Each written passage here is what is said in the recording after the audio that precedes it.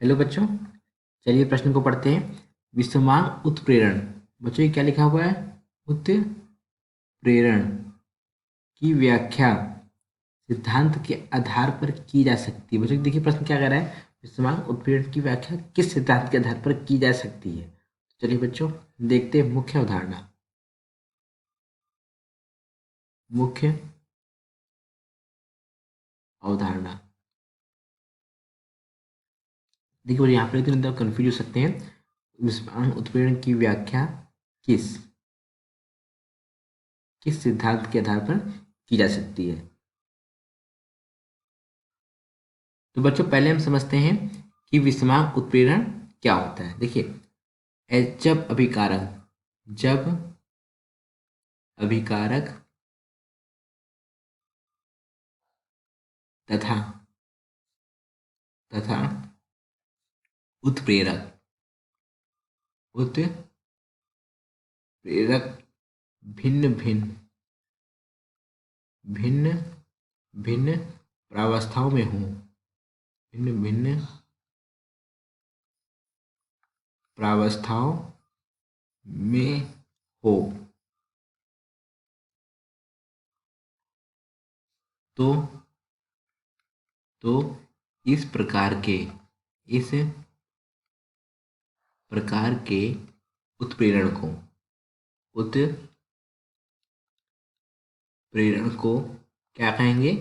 विषमांग उत्प्रेरण। विषमांग उत्प्रेरण। देखिए इसका उदाहरण देख लेते हैं। इसका उदाहरण हो जाएगा हमारा उदाहरण क्या हो जाएगा? हमारा हो जाएगा संपर्क प्रक्रम। कौन सा? संपर्क प्रक्रम। ये क्या होगा? हम 2 मोल सल्फर डाइऑक्साइड के तथा इसकी अभिक्रिया किसी कराएंगे O2 से। तो हमें यहाँ पे उत्प्रेरक क्या लेंगे? उत्प्रेरक हम लेंगे प्लेटिनम। क्या लेंगे बच्चों? प्लेटिनम। प्लस हमें क्या मिलेगा? हमें मिलेगा 2SO3 सल्फर ट्राइऑक्साइड के 3 मोल 2 मोल। देखिए बच्चों ये हमारा क्या है? ये हमारा गैस है। O2 भी हमारी क्या है? गैस है। और ये हमारा जो SO2 क्या है? ये भी गैस है। और बच्चों ये हमारा जो प्लेटिनम क्या है? ये हमारा सॉलिड अर्थात ठोस है। देखिए यहाँ पे हमारा जो उत्प्रेरक क्या है? प्लेटिनम। इसकी भौतिक अवस्था क्या है? सॉलिड है, ठोस है। और हमारे यहाँ पे जो अभिकारक है इसके क्या है? देखो इसमें गैस है, यानी कि ये कौन सा उत्प्रेरण है हमारा? विषमांग उत्प्रेरण। अब देखते हैं दूसरा उदाहरण। दूसरा उदाहरण है हमारा ओस्टवाल्ड प्रक्रम। ओस्टवाल्ड प्रक्रम। ये क्या होगा? देखिए ये होगा हमारा NH3 का ऑक्सीजन से विक्रिया। देखिए NH3 का 4 मोल NH अमोनिया के होंगे, प्लस इसके भी किससे कराएंगे हम? O2 से। O2 के 5 मोल होंगे। तो यहाँ पे हमें क्या मिलेगा उत्प्रेरक? यहाँ पे उत्प्रेरक लेंगे प्लेटिनम सॉलिड लेंगे तो हमें क्या प्राप्त होगा? प्राप्त होगा नाइट्रिक ऑक्साइड। नाइट्रिक ऑक्साइड के 4 मोल तथा 6 मोल पानी के। देखिए ये हमारा पानी क्या है? लिक्विड है। और हमारा जो नाइट्रिक ऑक्साइड क्या है? हमारा गैस है। ये भी हमारा क्या है? गैस है। और ये भी हमारी क्या है? गैस है। तो यहाँ पे भी आप देख सकते हैं ये कौन सा उदाहरण है हमारा विषमांग उत्प्रेरण। क्यों? क्योंकि अमोनिया क्या है? गैस है। ऑक्सीजन क्या है? गैस है। और प्लेटिनम हमारा जो उत्प्रेरक है ये क्या है? सॉलिड अर्थात ठोस अवस्था में है।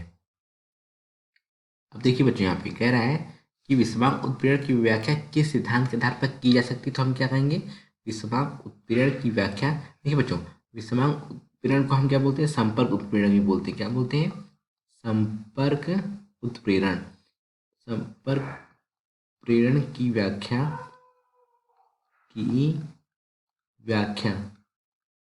किस सिद्धांत के आधार पर की जाती है? अधिशोषण सिद्धांत।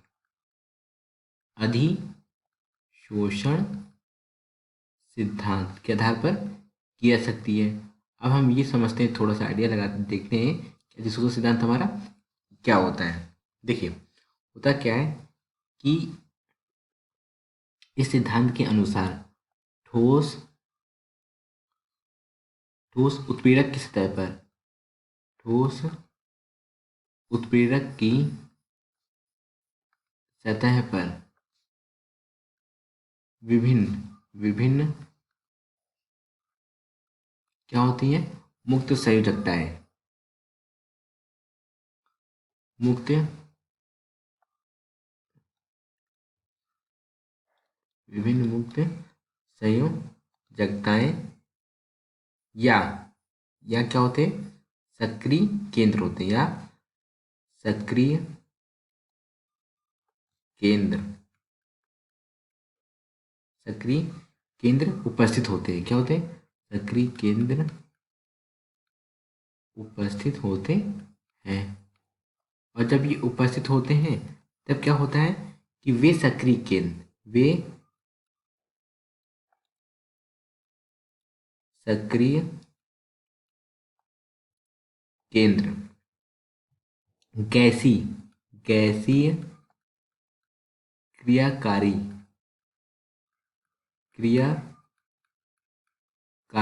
अणु, गैसीय क्रियाकारी अणुओं के साथ क्या करेंगे? दुर्बल बंध बनाते हैं। कौन सा बंध बनाते हैं? दुर्बल बंध बनाते हैं।